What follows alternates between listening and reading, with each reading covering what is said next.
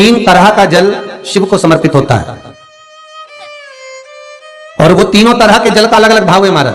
पहला जल सादा, घर से पानी लेकर गए, जल लेकर गए, शंकर को चढ़ाया, वो हमने घर का अपना एड्रेस बता दिया, भगवान शिव को जल चढ़ाकर अपने आनंद के लिए शंकर से कुछ प्राप्त कर लिया। आज गुरुदेव ने अपनी कथा के माध्यम से बताया है कि कुछ ऐसे पेड़ पौधे हैं जिसके माध्यम से शिव जी को प्रसन्न किया जा सकता है। कुछ ऐसे पेड़ पौधे हैं जो हमारे भाग्य को पूरी तरह से बदल सकते हैं। तो आइए हम उन्हीं के मुख से पावन कथा के माध्यम से सुनते हैं और श्रवण करते हैं और जीवन में उतारने का प्रयास करते हैं।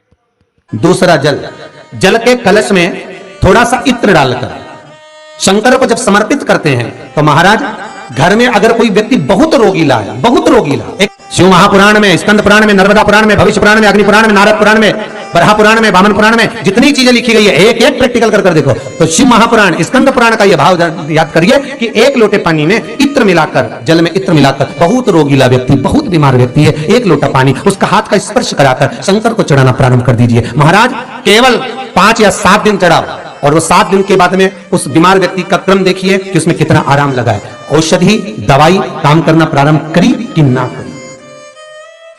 केवल इत्र समर्पित, इत्र का जल। तो पहला जल सादा, दूसरा जल है इत्र का और महाराज तीसरा जल जो शिव महापुराण के अंतर्गत कहा गया है बेलपत्र का जल।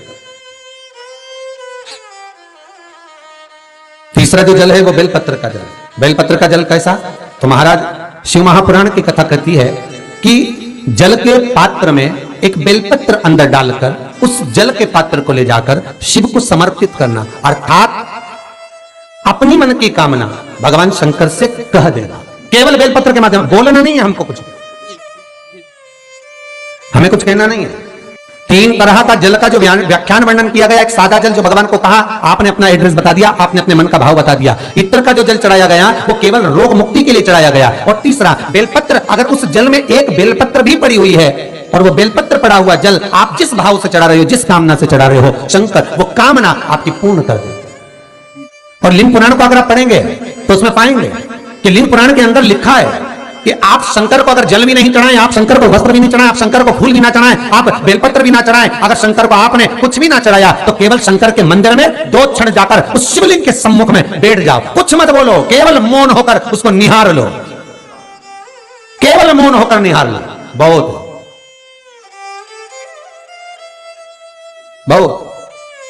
जो हनुमान जी महाराज को 3 तरह की माला समर्पित होती है, एक आंकड़े के पत्ते की, दूसरी बेलपत्र के पत्ते की, तीसरी पीपल के पत्ते की।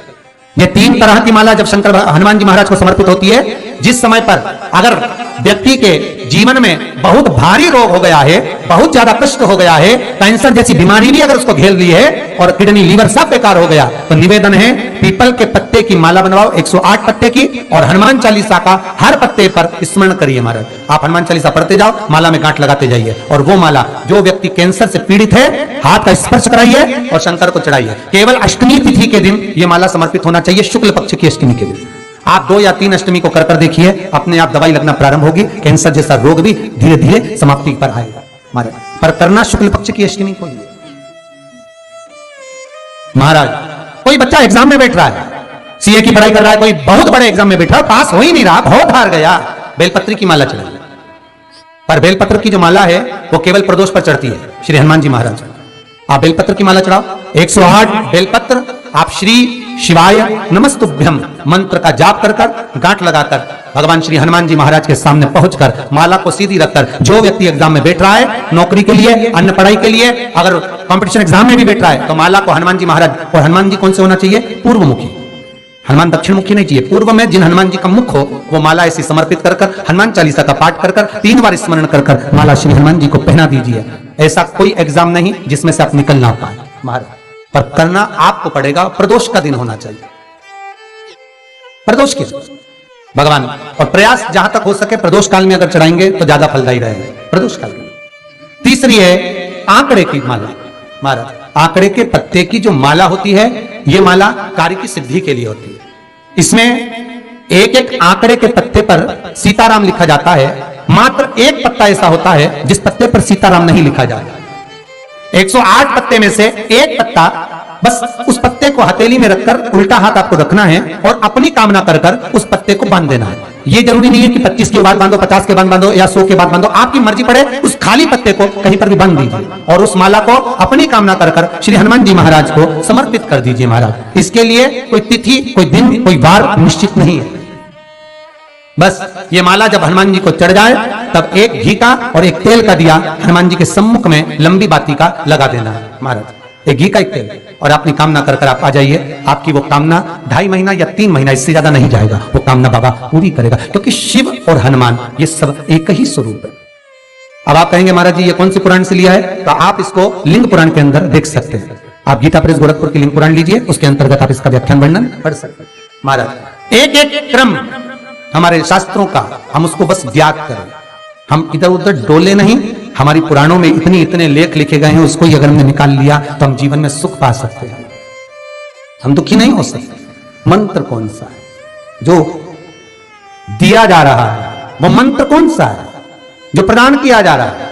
हनुमान जी महाराज ने वो मंत्र जो विभीषण को दिया, और एक विभीषण जिसको लात मार दी गई, एक विभीषण जिसको लात मारकर निकाल दिया गया, जिसके घर का भी ठिकाना नहीं था, वो विभीषण एक छोटे से मंदिर में जो रहता था, तुलसी का क्यारा जिसके दरवाजे पर था, और वो विभीषण जब सीख रावण को देता है तो वही विभीषण को जो लात मारकर निकाल दिया जाता है, तो वो मंत्र कौन सा था जिसको विभीषण ने जपा और विभीषण लंका का अधिपति बन गया, सत्ताधारी, वैभवशाली?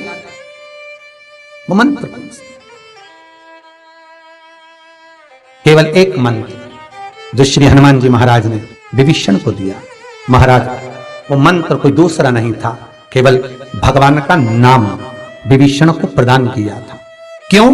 क्योंकि विभीषण के दरवाजे पर जब हनुमान जी महाराज पहुंचे थे, विभीषण के द्वार पर जब हनुमान जी महाराज पहुंचे तो विभीषण के दरवाजे पर जाकर क्या देखते हैं कि सब कुछ विभीषण के यहां पर है, और विभीषण लगा हुआ है, कभी यहां पर प्रणाम करता है, कभी वहां प्रणाम करता है, कभी विभीषण यहां जाता है, यहां नमन करता है, कभी विभीषण वहां नमन करता है, कभी विभीषण इस स्थान पर जाता है, विभीषण यहां मत डोल रहा है, ये हनुमान जी देख रहे हैं। घर में दिखाया तो वास्तु दोष है, क्या करें? पाइप तुड़वा के इधर का इधर कर दो, सीढ़ी तुड़वा के इधर कर दो। राशि में दिखवाया तो ग्रह दोष है। सारे दोष मनुष्य को नजर आते हैं और सब कुछ कर लेता है वो, पितृ दोष के लिए भी, वास्तु दोष के लिए भी, ग्रह दोष के लिए भी, पर मनुष्य को सारे दोष नजर आते हैं। जब दुख आता है बस एक दोष नजर नहीं आता अपने कर्मों का कि पहले क्या कर कर आया, वो भी तो दिखवाओ किसी महाराज से। महाराज जी बोल देंगे पितृ दोष है, महाराज जी कह देंगे वास्तु दोष है, महाराज जी कह देंगे ग्रह दोष है, महाराज जी कह देंगे ये दोष है, पर महाराज से एक दोष अपने को अपना छाटना है कि मेरे कर्म का दोष कौन सा है। मैंने पत्रिका दिखवाई, महाराज जी ने कहा वो भी करा, मैंने ये उन्होंने बताया वो भी करा, मैंने ये व्रत करा, मैंने वो उपास करा, पर अपने कर्म का दोष भी तो देखो कि दोष कौन सा है। दरवाजे भी बदल दिए, सीढ़ियां भी बदल दी, वास्तु शास्त्र वाले को बुलाकर घर भी बदल दिया, 50 बार मकान भी बदल दिया, सारे दोष हमने देखे, पर भीतर का दोष नहीं देख पाए कि हमारे कर्म का दोष क्या है। जो पूर्व में कर आए हो वो कर्म का भोग मनुष्य के शरीर में भोगना पड़ेगा, और मनुष्य का शरीर मिलता ही काय के लिए है? एक भगवान का भजन करो और दूसरा कर्म का भोग भोगो, इसके सिवा है क्या?